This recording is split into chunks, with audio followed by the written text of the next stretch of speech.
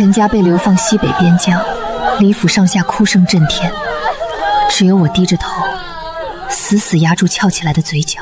西北边疆，我上辈子就是西北牧场长大的。青柔别怕，哥在。到了那边，哥饿着也不会让你饿着。哥，你哪儿来的迷之自信呀？到了牧场，你才是那个要被我喂饱的人，好吧？那边的草原，我比任何人都熟。羊毛剪不完，牛奶喝不尽，干草就长在山坡上等人割，肉干能当饭吃，奶豆腐鲜的能把舌头吞下去。哥，你该担心的是你自己，能不能扛住那边的风沙？边疆苦寒，风沙吞人啊！去了，怕是连尸骨都留不下。可惜李家二姑娘生得那般好看，怕是要葬身荒漠。可惜，可惜，可惜个屁！你们知道羊毛念在内陆卖多少钱吗？你们见过奶酪从奶桶里捞出来的样子吗？你们尝过刚熬好的肉酱拌在热饭上是什么滋味吗？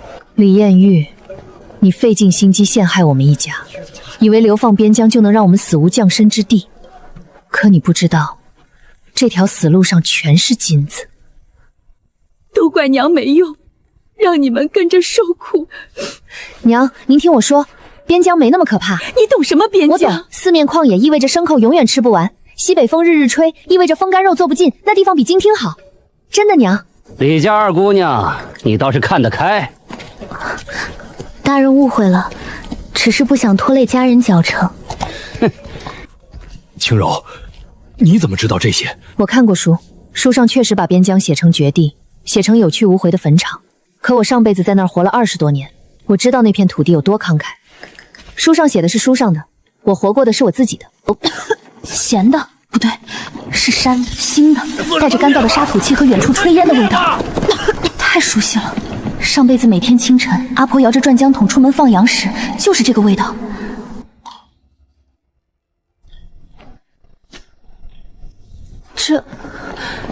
这就是我们以后住的地方。我去找找有没有能住的地方。不用找了，这羊毛剪下来纺成线，织出来的毡子是上等货，咱们发财了。姐姐，你在做什么？下套子，明早来收，保准有猎物。青柔，你何时学会这些的？天生就会。这兔子在京城酒楼里一盘要10几两银子，在这里免费。真的？哥，跟我去西边砍木头，牲口窖得修，不然冬天全家冻死。爹，您身子还没好全，今天就歇着，帮我看看北面山坡上有没有泉眼。好，这里需要补上。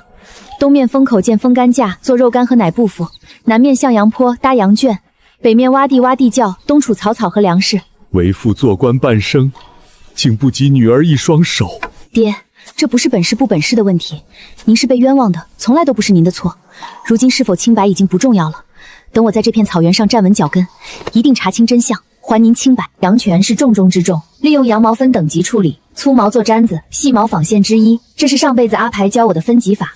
出来的羊毛毡洁白厚实，比京城皮货铺卖的还软。粗羊毛毡1张500文，细羊毛毯1张要5两银子。咱们这毡子的品质，定价10两都不亏。第一批毡子50张，包好存起来，等待与外界接触的机会。别急，买家会自己找上门来的。这是商道，迟早有商队来。姐姐，被流放也不是坏事。嘘，这话别让外人听见。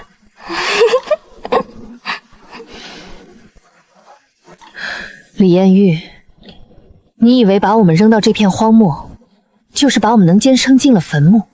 可你不知道，这片草原是我的金矿，而你亲手把我送回了家。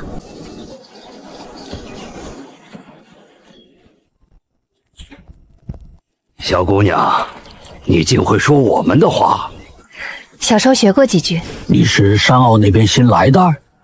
是一家5口。难怪最近北面坡上有烟火气。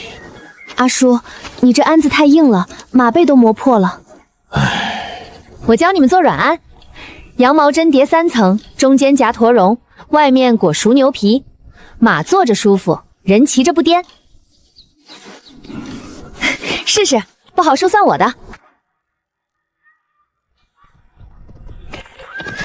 李姑娘，你那软卧真管用，马跑1天都不磨背。往后有什么需要帮忙的，尽管开口。姑娘，你人真好。我要的不只是邻里关系，我要的是一条通往外界的路。阿叔，你们平时怎么换盐换布？每月15，我赶羊去对镇卖，顺带换些日穷。对鹅远吗？赶羊大半日就到。我等的机会来了。阿叔，下次去镇上帮我带点东西去卖。什么东西？您等着。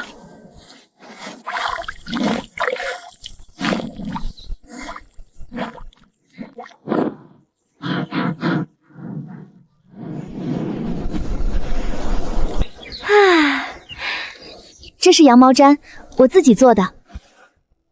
这成色比镇上铺子的好10倍不止。帮我带50张去找皮货掌柜问问价。行，包在我身上。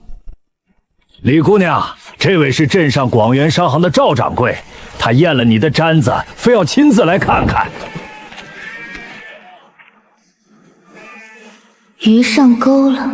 姑娘，这等成色的细羊毛毯，只有西域贡品才有，你是怎么做到的？手艺。什么手艺能做出这种毡子？祖传的。姑娘开个价，1张8两，批发价，预供200张。200张？你当真能稳定供货？只多不少。好，这生意我做了。我有条件。姑娘请讲。我可以独家供货给你的广元商行，但你必须帮我打通西北各商道的销路。姑娘，你乃流放罪臣之女。羊毛不认识主人，只认品质。您拿去卖，用您商行的名号，与李家无关。哈哈哈哈哈哈！爽快，就这么定。姐姐，这是真的？真的。以后每月20两家用，20两扩产，20两存起来。姐姐，你太厉害了！这只是开始。妹妹，跟我学剪毛纺线吧，我一个人忙不过来。哥，杨娟再扩2间，羊毛产量得跟上。行。青柔，为父一辈子读圣贤书，做朝廷官，到头来养活一家人的是你。您的本事在朝堂上，我的本事在这片草原上。你娘说的对，从头来过未必不好。所有人各就各位，日子开始转起来了。羊圈走上正轨之后，第2步棋，选种。姐姐，这是做什么？选种。选什么种？把最好的公羊留种，配出来的羊毛更细更密。上等羊毛1斤值1两银子，50只优种羊1年剪下来就是500两。那得等多久？明年这时候就能看出效果。好东西都值得等。这又是什么？制奶酪，剩下的羊奶做成奶酪，风干后能存1年，一部分留着自家吃，一部分托阿叔带去镇上。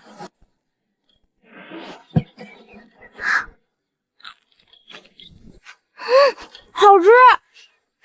酒楼掌柜收了，说能当甜点，1斤干奶酪给500文，不算多，但胜在稳定。真正让我赚到第2桶金的是肉酱，上辈子阿嬷做肉酱的方子我记得一清二楚。新鲜羊肉切丁，加粗盐和香料比例3:1，入陶罐密封，放在太阳底下晒，每隔3天开满搅拌1次。3个月后，肉彻底酱化，开罐那一刻，香气能把人香一个跟头。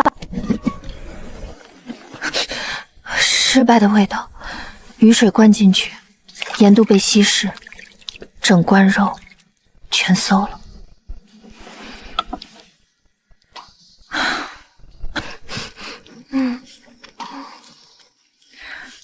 姐姐，这是什么味道？失败的味道，倒掉，重来。重来又要等3个月？2个月。为什么？上次失败是因为盐不够，这次我加盐，罐口用油布封死，再压上石头，雨水进不去。姐姐，你不难过吗？难过有什么用？找到原因，改了就行。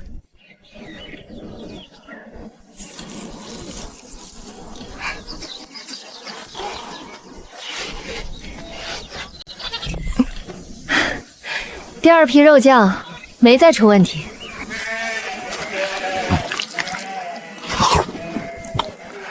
这味道，你要多少钱？1罐5两。全要了，下月还有吗？有。李姑娘，你那肉酱卖疯了！怎么说？镇上最大的酒楼，掌柜尝了一口就拍桌子，问我还有多少，全包了。1罐卖8两，10罐就是80两。还有个大户人家的太太，尝了肉酱拌面之后，追着我问，这东西叫什么名字？还有没有？有，但产量有限，每月最多50罐。50罐也不够卖呀。不够才好，物以稀为贵，供不应求的东西才有涨价的底气。第3个月末，我算了一笔账，羊毛毡月入300两，肉酱月入400两，奶酪月入100两，羊皮月入50两，合计月收入850两白银。半年前我们被扔在这片草原上，身无分文，如今月入近900两，比父亲当年做官时的俸禄还高出3倍。姐姐，你说咱们还能回去吗？能。什么时候？等我想回去的时候。你现在不想回去？不想。这片草原，别人眼里的绝地，在我眼里是我的金矿，我的家。等我把这片草原经营成整条商道上最值钱的地方，让所有人都知道，我不是被流放的，我是回家了。李姑娘，出事了！说，朝廷颁了禁商令，禁止民间商队出关。什么？谁的意思？明面上是兵部发的，说是防范胡人。西北最近有胡人吗？没有。那就不是防胡人，是冲着我来的。姐姐，怎么办？别慌，李艳玉，禁商令好大的手笔，切断商道等于掐死我所有生意的命脉。羊毛毡运不出去，肉酱运不出去，奶酪烂在手里，他以为这样就能把我困死。李姑娘，禁商令一下，货全压在库里了。禁商令禁的是民商，官商呢？官商不在禁令范围内。那就行了。阿叔，附近几个部落一共多少户人家？大大小小7、8个部落，少说也有300-400户。禁商令一下，他们还能卖羊卖皮子吗？不能出关。那大家伙吃什么？对，帮我联络各部落头人，把人聚起来。姑娘，你要做什么？禁商令断的不是我一家的活路，是整条商道所有牧民的活路。300-400户人家，几千口人，一夜之间没了生计。这事儿闹大了，县令压不住。我明白了，我这就去。3天之内，7个头人全到齐。我没出面，这事儿不能有李家的影子。阿叔出门召集，联名写了请愿书，奏折递到京城。姐姐，万一朝廷不理呢？会理的。你怎么这么确定？因为这道禁商令是一道蠢令。禁商令是二皇子授意兵部颁的，借口防范胡人。可西北根本没有胡人活动记录，这种漏洞百出的政令，太子不可能视而不见。他要的是民心，不是一道蠢令。姑娘，禁商令废了。还有一事，听说太子派了詹事府一个叫吴彦的主簿，专门负责查这件事儿。此人是太子心腹，手里有直奏之权。姐姐，你太厉害了！不是我厉害，是那道禁令本身就站不住脚。可如果没有你让牧民上书，那他可能还要多撑1个月。通知赵掌柜，积压的货全部出关，这个月的量翻倍补上。好。禁商令废了，但我知道这不是结束。李艳玉不会只有一招，第一招是明面上的禁令，失败了。第2招一定是暗地里的手段。哥，从今天起，夜里轮流守着。守什么？羊圈。哪个天杀的干的？切口平滑是铁器，专业手法，不是乱割，不是本地牧人的工具。怎么说？草原上用弯口刀宰生，这是直口平凿，铁匠之事。经常来的人。哥，带阿海和牧民搜。搜什么？人。他还在草原上。北面山坳，先搜那儿。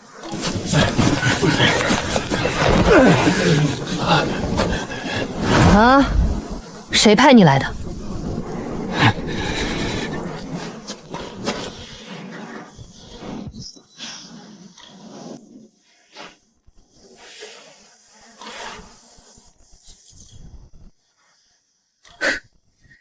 这就是证据，不用俏话，绑起来关着，明早走商路送出去。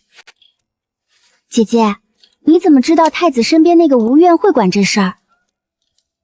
上次禁商令的事，太子下令彻查幕后推手，吴越就是负责查的人。你是故意把证据直接递到他手上？对，省得中间传手被人劫了。你好像什么都算到了。不是算到了，是李艳玉的招数就那么几样，翻来覆去不过是断路栽赃。他第一招断路失败了，第二招一定是动手。那第三招呢？第三招等种阳出栏的时候就知道了。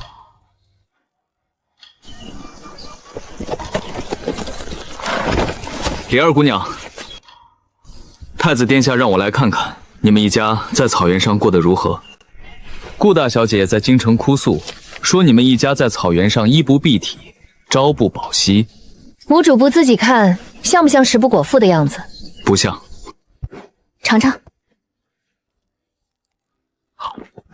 李二姑娘，太子殿下让我问你一句话：冤案若有眉目，你是否愿意回京？眼下不愿。为何？我的种阳还有3个月配种，走不开。李二姑娘，太子殿下还让我转达，当初将李家流放是罪证确凿，不得不为。若李家当真蒙冤，只管拿出证据，可洗刷罪名。殿下这是让我自己找证据。殿下说这是给你们留的机会。劳烦吴主簿回去转告太子殿下3件事。姑娘请讲。第一，李家被流放大半年，我在草原开辟牧场，供应羊毛给西北3县，养活附近7个部落的牧民。第二，我与广元商行合作经商，每月缴税100两白银，为本县纳税第一。第三，当年的30万两赈灾银绝非落入我父亲手中，只需彻查户部旧档，在核对二皇子府上开支流水，真相不难查明。你心里清楚银子去了哪里，不过是猜测。猜测？我的猜测向来准。李二姑娘，恕我直言，你的胆子比我见过的所有京城世家贵女都大。在荒原上活得下来的人，胆子小不了的人。告辞。吴主簿且慢。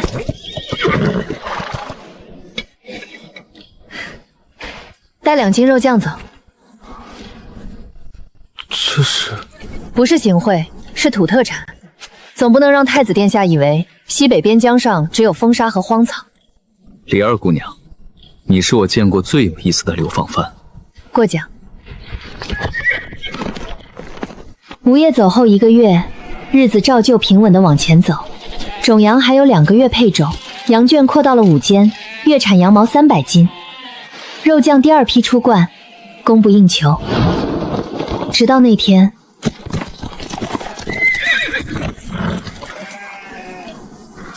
你就是李清柔。我是。镇西侯孟奇奉太子之命巡查西北边防。哦，巡查边防怎么巡到我家门口来了？听闻有人把一片荒原经营成了聚宝帮，顺路看看。看完了？还没有。那侯爷随意，我还有3圈羊没赶回来。你的纺毛法从何处学来？祖传手艺。祖传？李家是读书人家，哪来的纺毛手艺？外祖家传的。你一个人做这些？一家人一起。产量多少？羊毛月产300斤，肉酱200罐，奶酪100斤。供给谁？广元商行。赵远山。侯爷认识？西北做生意的，本侯都认识。你这牧场没有防御，防什么？马匪。西北有马匪吗？以前没有，以后不好说。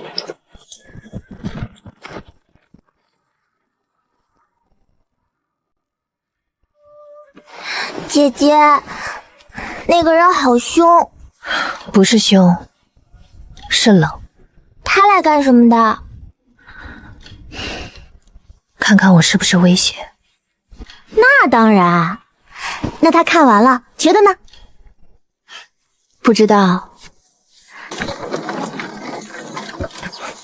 李姑娘，我家侯爷说这是多余的补剂，顺路放下。替我谢过侯爷。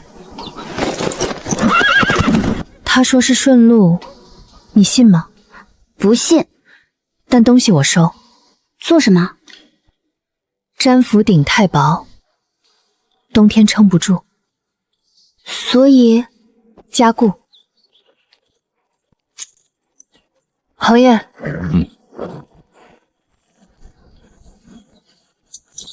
巡防还是施工？顺路。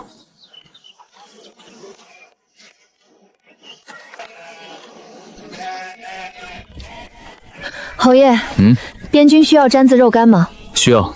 我能稳定供货。价格？比广元商行低2成，条件是帮我把防御做起来。成交。姐姐，侯爷对你有意思。他只觉得我有用。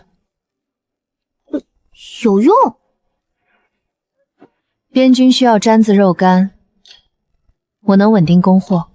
那他为什么总盯着你？你看错了。哼，我没看错。今天他看了你6次，我数的。你闲得慌。我就是闲才数得清啊，6次。姐姐，6次。睡觉。哦。顺路6次。睡觉。姐姐，暴风雪要来了，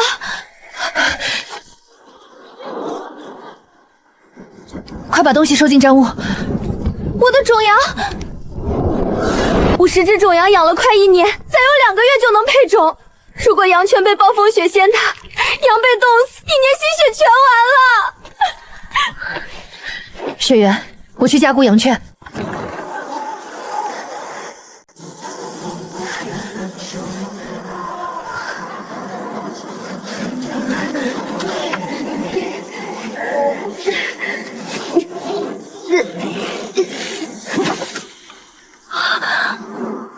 回去，我派人替你守。下次暴风雪来，你哪儿都不许去。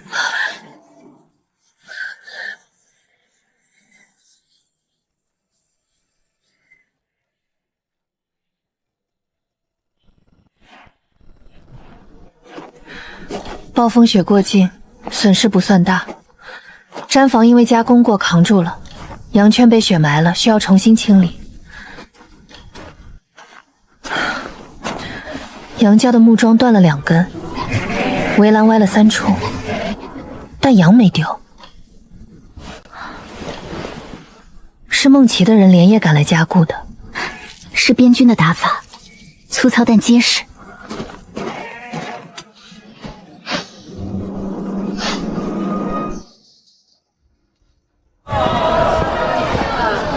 就这里了。妹妹，羊毛摆好了，肉酱也上架了，还差什么？差客人。官营的粗毛毡1张2两，你这个比官价还便宜，品质更好，价格更低。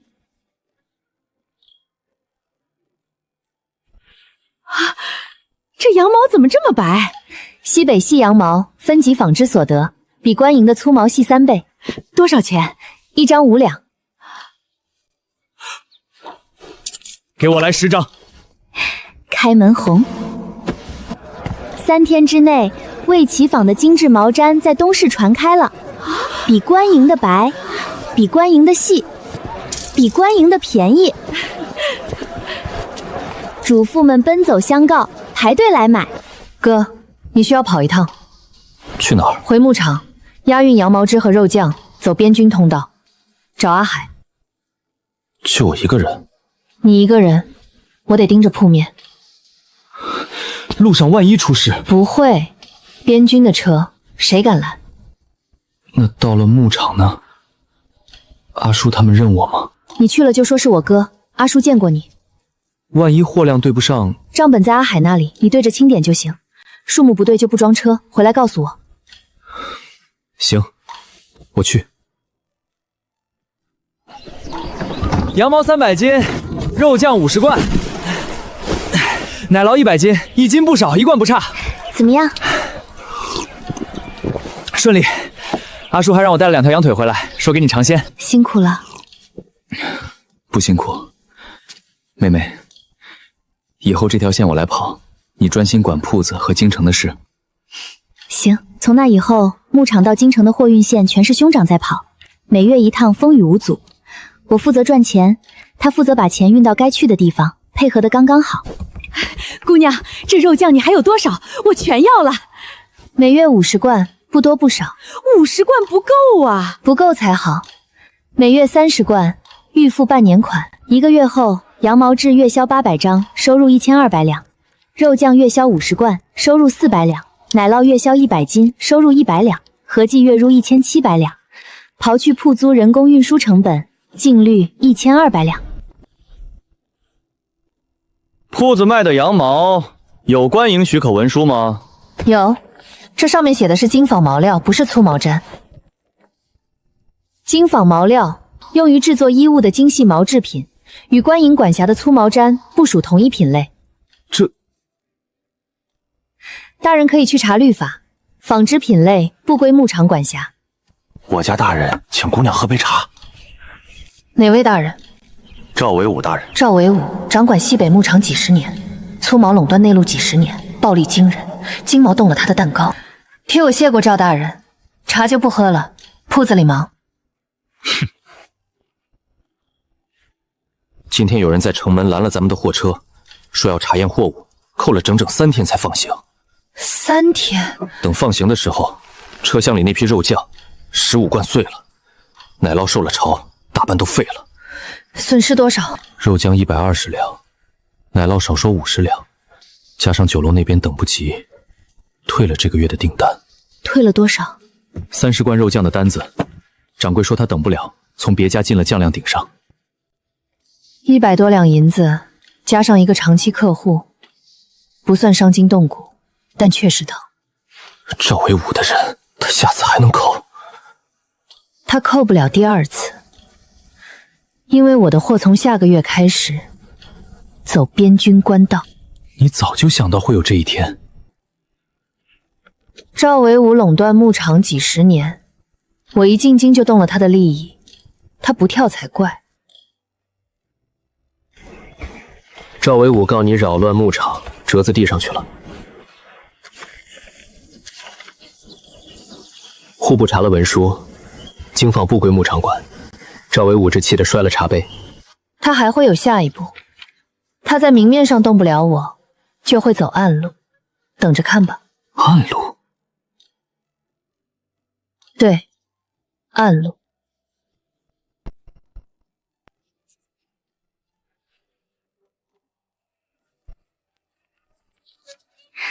梦琪，感谢帮忙，下次来京城，请你吃肉酱拌面。姐姐，你在给谁写信？客户。什么客户值得你对着纸笑？我没笑。你笑了，嘴角翘的。你眼花。我15岁，眼睛好得很。去把明天要发的货清点一下。姐姐是那个侯爷吧？出去。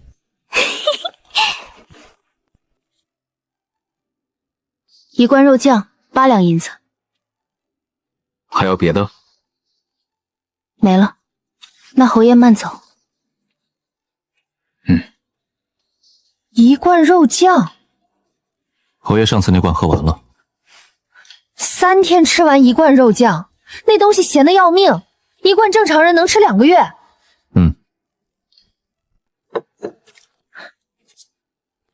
侯爷今天不忙，树枝完了，等批复。等批复来我铺子里等。顺路。又是顺路，那个人又来了。他到底要干什么？买肉酱。买肉酱需要站半个时辰？可能在挑。李清柔，你是不是故意气我？哥，你去把后院的羊腿搬出来上架。别转移话题。搬。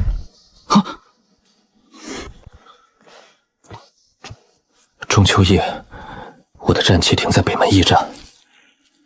然后呢？塞外月色好。所以你来计时。虚实。行。他说什么了？约我看月亮。哥，羊腿搬完了吗？来了。坐。我认得。认得什么？这是我第一批配种时最大最壮的那只羊。托赵掌柜私下留的。他没跟我说。我让他别说。你要这个做什么？李清柔。我不是来买羊毛的。我知道。也不是来寻访的。我也知道。从第一次在草原上看到你赶羊群开始，这辈子我的马只想停在你的牧场。很久没有这种感觉了。上辈子没有过，这辈子也是头一次。梦琪，你买肉酱能不能别只买一罐？我还以为你是来找茬的。所以你答应了？答应什么？答应跟我在一起。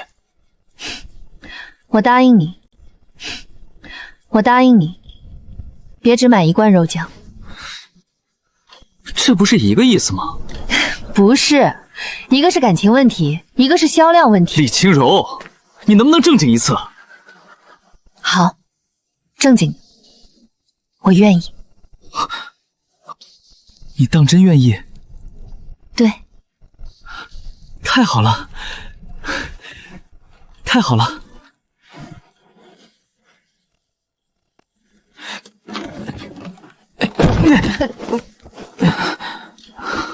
你站那儿挡光了，再挪。到底是来帮忙的还是添乱的？帮忙。帮什么？帮这个。边军将领还学纺线，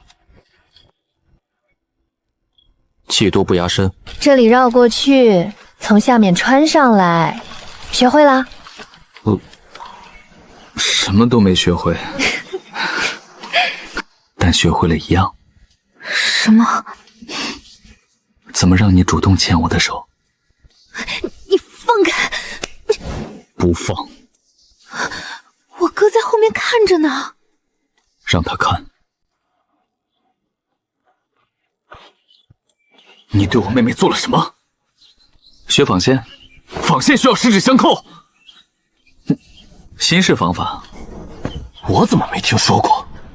边军内部的。你冷静，哥，你冷静。我冷静不了。李清柔，你给我过来。李兄，改日登门提亲。你说什么？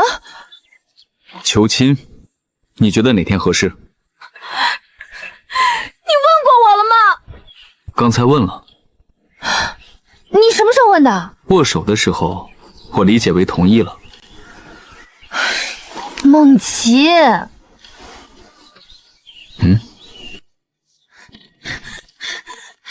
姐姐，朝中有人上奏，镇西侯与流放罪臣之女过粗甚密，有损皇家体面。然后呢？太后召了镇西侯入宫训话，给他挑了3位名门贵女，让他择一迎娶。他怎么说的？镇西侯跪地不起，说此生只娶一人，若不允，情愿交出兵权，做一介布衣。他疯了，太后原话，为了一个罪臣之女，你连侯位都不要了。我父亲已经平反了，什么罪臣之女？太后的意思是，门第不够。他还说了什么？镇西侯原话，李家冤案已昭雪，她不是罪臣之女，她是养活了西北3万将士的人，是让万民用上平价毛毡的人。臣配不上她，她不曾配不上任何人。太后什么态度？沉默了很久，让她退下了，没有明确表态，没有明确拒绝，没有，但也没有答应。我知道了。魏启坊当月所有毛毡订单暂停发货。姑娘，这批订单里有30%是后宫嫔妃和京城怪妇的单子。我知道。这会不会太冒险了？停。第1天没动静。第2天，太后身边的嬷嬷递了帖子来问候，3位公主的贴身女官也来了。6位一品诰命夫人的帖子堆满了柜台，全是来问同一件事：毛毡什么时候恢复供货？李姑娘，太后娘娘问铺子何时恢复？魏启坊今日盘点库存，暂停营业，恢复时间另行通知。姑娘，嬷嬷替我谢谢太后娘娘挂念。第3天，京城贵妇圈炸了。太后最终传了一句话出来，哀家不过随口一说，镇西侯的婚事，她自己做主便是。姐姐，你刚才是不是用毛毡逼宫了太后？不是逼宫，那是什么？是让她知道，我不是任人摆布的棋子。通知赵掌柜，明天恢复供货。啊，这就恢复了？目的达到了，为什么不恢复？你做生意的人不跟钱过不去。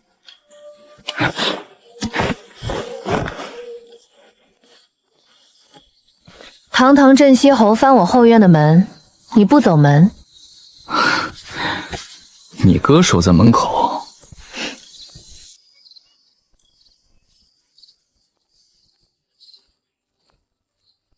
听说你停了3天货，为了我，为了我自己。我说过，我可以交出兵权。我知道，但不需要。为什么？因为我能自己解决。梦琪，我不需要你为我放弃任何东西。你是镇西侯，你该守着你的边疆。我只是不想让你受委屈。我没受委屈，太后已经松口了。李清柔，嫁给我。你还没提亲呢。明天就去。我哥会打你。他打不过我。你能不能别这么自信？能，但没必要。那就明天。李姑娘，牧场被马匪袭了，羊圈被烧了2间，种羊被抢了10几只，3个牧民被掳走，阿叔受了伤。西北哪来的马匪？不知道，来了几10匹马，抢完就跑。羊圈，种羊，那是我1年半的心血。信里还说了什么？阿叔受伤倒地的时候，听见领头的人说话。说什么？说的是京城官话，不是马匪，是人假扮的。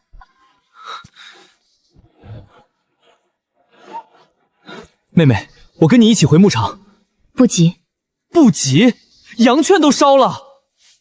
烧了可以重建，人没事就行。姐姐，谁干的？猜猜。赵维武。你比你哥聪明。你去驿站盯着，看最近3天有没有大批马匹异常出关。你要干什么？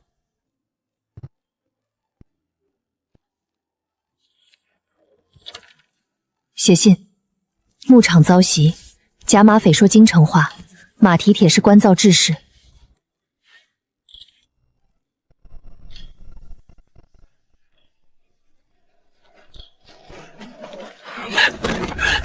孟琪在西北一处山谷围堵了那伙人，全部俘获，一个没跑。匪首被押回来审讯，招了幕后指使者，目见赵维武。赵维武，就是之前派人来找茬的那个。对，所以他花钱雇人假扮马匪，不只是花钱，他勾结了被废二皇子的旧部，出资组建假马匪。那目的是彻底摧毁我在牧场的产业根基吧？羊圈没了，种羊没了，我就断了货源，魏启坊就是空壳。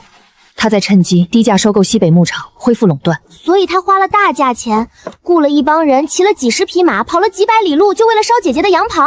对，他不觉得亏吗？等他垄断恢复了，1年都赚不回来。那他现在亏大了，亏到姥姥家了。但事情没完，赵维武被查的消息还没传开，牧场又出事了。阿海的第2封信残余肥土，赵维武的主力被孟琪端了，但还有漏网之鱼，趁孟琪主力不在，最后一搏。哥，收拾东西回牧场。现在？现在。姐姐，我也去。你……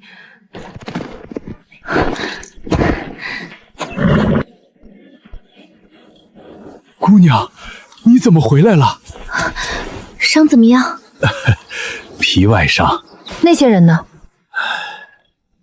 跑了5、6个，往北面山里钻了。阿叔带人去追，没追上。别追了。为什么？他们跑不掉。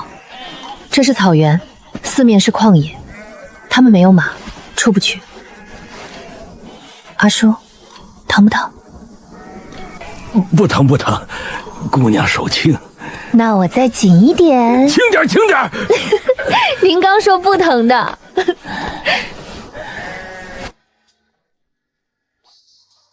1年半的心血毁了3成。把所有牧民召集起来，他们还会来的。这片牧场我住了1年半，每一片草场，每一条河渡，都熟得不能再熟。能进来放火的地方只有3处：南面山口，东面浅滩，西面树林边的洼地。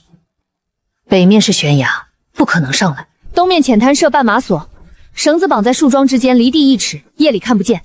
南面山口挖陷马坑，上面铺草盖土，马蹄踩上去就废了。西面树林入口，割带牧民守住。你什么时候学的这些？常识。这不是常识，这是打仗。打仗也是常识，知道敌人从哪儿来，堵住就行。那你呢？你在哪儿？最高处，北面山岗的瞭望台。你上去干什么？指挥。我呢？你别说让我待在家里。你负责给阿叔和娘看家。就看家。看家是最重要的。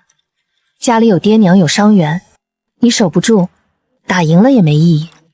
行，我守。万一有人来，我拿锅砸他。你砸得动吗？砸不动，我就烧开水泼他。行，随你。一支朝东举，东面有敌；一支墙南举，南面有敌。2支同时举，全面戒备。他们一定会趁夜动手，没有马，没有补给，拖下去只有死路一条。今晚是他们最后的机会。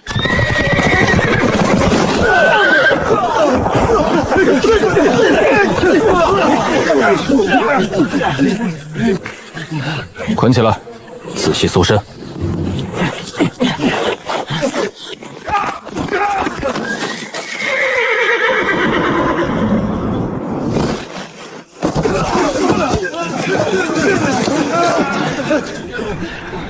别动，放下兵器。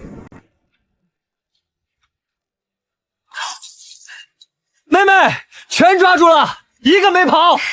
辛苦啦！不辛苦，痛快。姐姐，我这边没人来。那就对了。可是我烧了一锅开水，白烧了。没白烧，一会儿煮粥。行吧。姐姐，你头发上有草屑，还有蜘蛛网，你这样子要是要让镇西侯看见，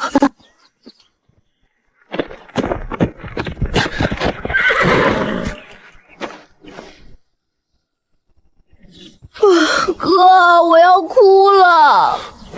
你哭什么？太甜了，齁的。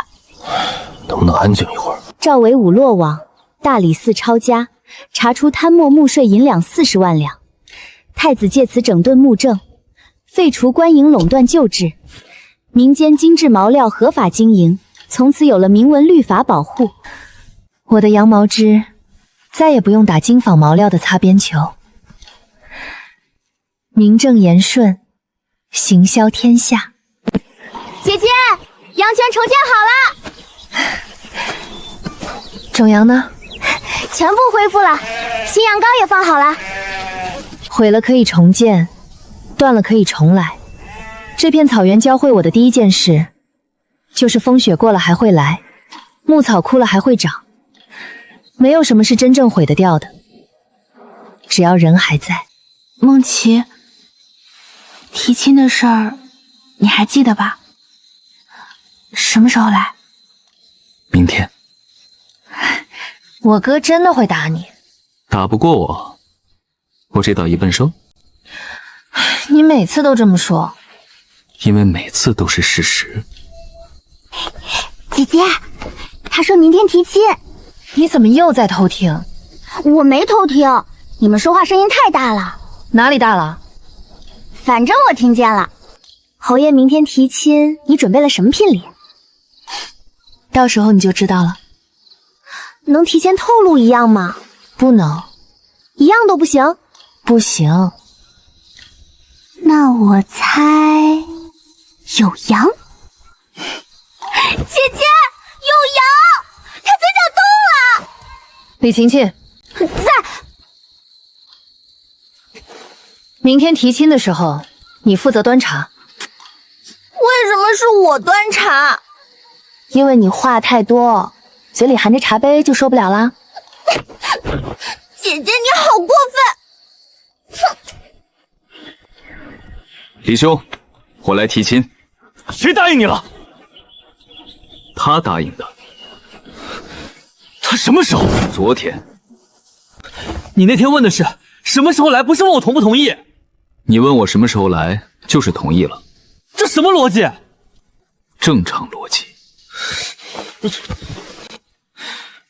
李清柔，你能不能提前跟我商量一下？哥，你就别挣扎了。姐姐的事儿什么时候轮到你做主过？你闭嘴！我说的是事实啊。进来坐吧，人家都抬着聘礼来了，总不能让人站门外。爹，你妹妹自己愿意，我拦什么？第一台西域宝马，第二台和田美玉，第三台百年老参，第四台蜀锦20匹，第五台黄金500两，第六台白银3000两，第七台关东地纪牧场3000亩。7台了，还有1台呢。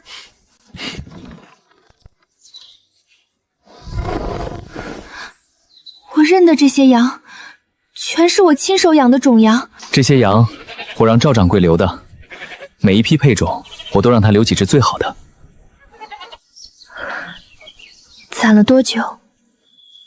从第一批配种到现在1年半。1年半，从他第一次到牧场起，他就开始攒了。那时候我们连话都没说过几句。梦琪，你从什么时候开始打算的？从草原上看见你赶着羊群的时候。那时候你连我名字都不知道。知道，来之前就查过了。哥，你脸色好难看。你再说一句试试。我就说一句，你输了。我跟谁比了？跟他比啊。李琴琴在。镇西侯在。我女儿脾气不好，我知道。她主意大，谁的话都不听。我知道。她1年有半年想待在牧场，我陪她。你是镇西侯，边军怎么办？边军在塞外，牧场也在塞外，不冲突。你真愿意？我愿意，但我有条件。你说。婚后每年至少3个月住在牧场，我离不开那片草原。3个月太短。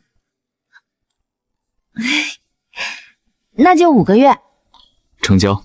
于是婚期定在1个月后，太子亲自下旨赐婚，算是给了最高规格的体面。太后没说什么，只送了一对玉如意，算是默认了。姐姐，婚礼在哪儿办？草原上。草原婚礼？是梦琪的主意，她觉得我是草原上长大的人，婚礼就该在草原上办。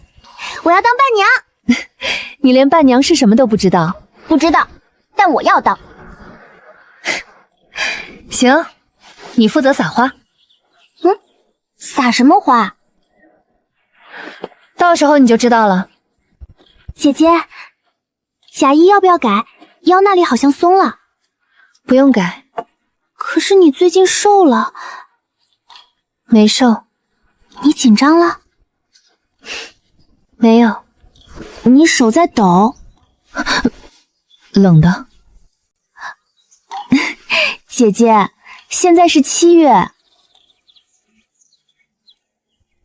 出去。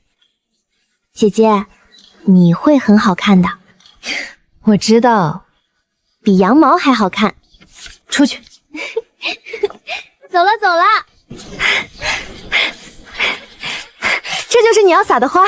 草原上没有花圃，我自己摘的，好看吧？还行。什么叫还行？我摘了1下午，手都扎破了。好看，很好看，行了吧？这还差不多。姐姐，你开心吗？那就好，你值得的。走吧。去哪儿？回家。哦，好啊！严肃点儿。我高兴嘛。李清柔，当初你说各取所需，如今我想改一改条件。改什么？我不要你的羊毛，不要你的肉酱，不要你的种羊，我只要你。这片草原，这支边军，这个人，从今往后都是你的。梦琪，你知道我最开始为什么愿意和你合作吗？为什么？因为你是唯一一个暴风雪天骑马来找我却骂我不要命的人。别人都觉得我厉害，我能干，我无所不能，只有你会担心我受伤。我愿意嫁你。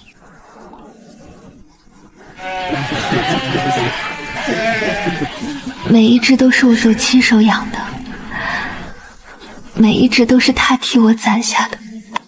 李清柔，以后不许暴风雪天往雪原上冲了。那我的羊怎么办？我派100个人替你守。100个够吗？不够就200。花撒完了，我没花了。哥，你也哭了？有沙子。草原上哪来的沙子迷眼？风吹的。哦，当年我被扔在这片草原上的时候，所有以为我会死在这里，可我没有，我在这里活了下来，活得比任何人都好。这片草原照亮了我的整个人生。